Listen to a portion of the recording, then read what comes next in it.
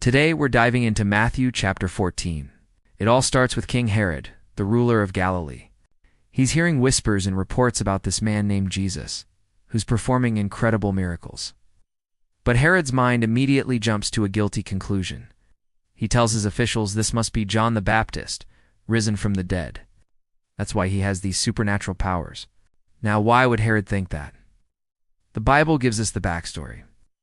Herod had arrested John the Baptist and thrown him in prison. The reason was a woman named Herodias.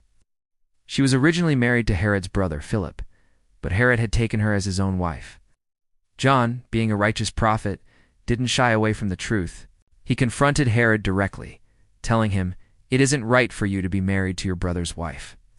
This public condemnation infuriated Herodias and put Herod in a tough spot. He actually wanted to get rid of John for good, but he was afraid of the people. They saw John as a true prophet of God, and Herod knew that killing him could cause a massive uproar. So, John sat in prison, a constant reminder of Herod's compromised conscience. The story takes a dark turn at Herod's birthday party. Imagine the scene, a grand celebration full of important guests. In the middle of it all, Herodias' daughter comes out and dances. She's so captivating that Herod, caught up in the moment and likely trying to show off to his guests, makes a ridiculously lavish promise. He swears an oath, saying, "I will give you anything you ask for." Herodias sees her chance for revenge. She pulls her daughter aside and whispers a horrific suggestion. The girl goes back to Herod and says, "Give me right here, right now, the head of John the Baptist on a plate." The mood in the room must have shifted instantly. The king was deeply saddened. He was trapped. He had made a public oath in front of all his powerful friends. To go back on his word would mean public humiliation. So, caught between his conscience and his pride, Herod makes a terrible choice.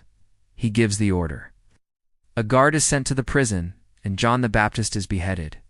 His head is brought back on a platter and presented to the young girl, who then takes it to her mother Herodias. Truly gruesome end for a man who only spoke the truth. When John's followers heard the news, they were heartbroken.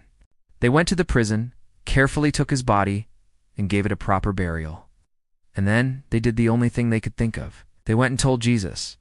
This story is a powerful lesson about the cost of speaking truth to power and the destructive nature of pride and revenge. Thanks for joining me for this deep dive. Don't forget to like and subscribe for more stories from the Bible.